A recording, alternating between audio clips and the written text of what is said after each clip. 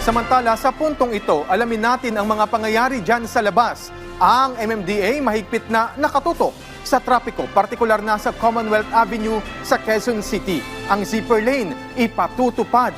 Ang detalye niyan, alamin natin mula kay Bernard Ferrer ng PTV. Bernard? Asek Alan, asahan ang mabigat na daloy ng trapiko sa Commonwealth Avenue ngayong hapon kasabay ng ika-4 na State of the Nation Address ni Pangulong Ferdinand R. Marcos Jr. kung saan inaasahan ang pagdating ng mga opisyal ng pamahalaan maging ng mga panauhin para saksihan ang ulat sa bayan ng Pangulo. Tiniyak naman ng MMDA na nakamonitor sila sa mga pangunahing lansangan, partikular dito sa Commonwealth Avenue. Nagpapatupad na ang Metropolitan Manila Development Authority MMDA ng zipper lane o counterflow sa Commonwealth Avenue para bigyan daan ang mga sakyan ng mga opisyal ng pamahalaan at mga panauhin na dadalo sa ika-4 na State of the Nation Address o SONA ni Pangulong Ferdinand R. Marcos Jr. sa Batasang Pambansa sa Quezon City. Pinapayuhan ang mga motorista na gumamit ng mga alternatibong daan upang maiwasan ang inaasang mabigat na trapiko sa Commonwealth Avenue at IBP Road.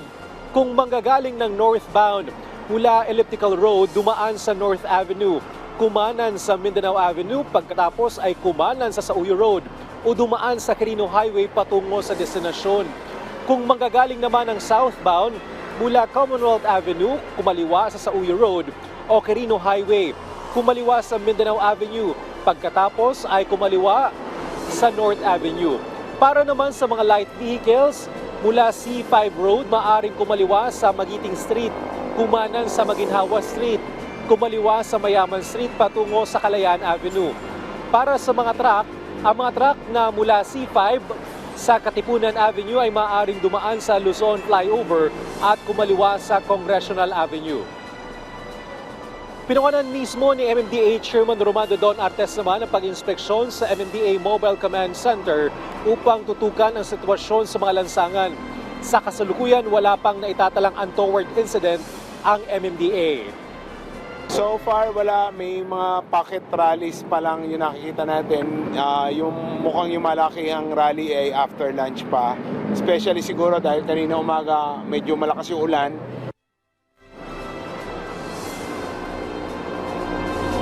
Ayon kay MMDA Chairman Don Artes, nasa 1,129 na personnel mula sa iba't ibang unit ang naitalaga upang magmando sa daloy ng mga sakyan at pedestrian. Tumugon sa mga emergency at maglinis sa mga kalsada at tumulong sa crowd control. Ipinatupad din ang no day off, no absent policy para sa mga field traffic personnel. Nakahanda rin ang mga ambulansya, tow truck, fire truck, mobile patrol units, motorcycle units, flood mitigation equipment at iba pang kagamitan para sa mga itinalagang ruta at staging area. Naglagay na rin ng mga traffic advisory signages sa mga alternatibong daan upang gabayan ng mga motorista. Magkakaroon din ng mga plastic barriers at traffic cones sa mga zipper lane at mga apektadong kalsada. Samantala, sinimulan din ng MMDA Special Operations Group's Task Force ang road at sidewalk clearing operations sa paligid ng Batasang Pambansa upang matiyak na walang illegal parking at sidewalk vendors sa mga alternatibong daan. Narito naman ang pahayag ni Chairman Artes kaugnay ng SONA ni Pangulong Marcos Jr. Natin yung positibo rather than yung negative. Kasi ang nangyayari sa atin, lalo sa social media, kahit accomplishment na ang hinahanap ng ating mga kababayan ay yung pagkukulang, pagkakamali, hindi yung bigger picture na may nagagawa ang pamahalaan.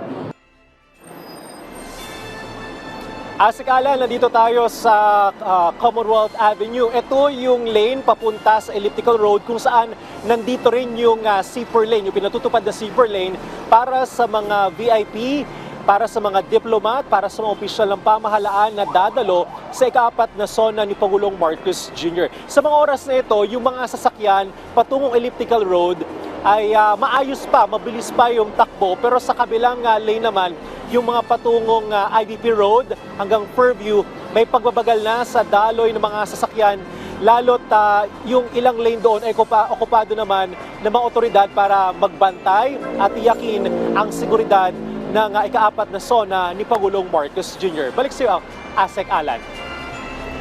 Maraming salamat, Bernard Ferrer ng PTV.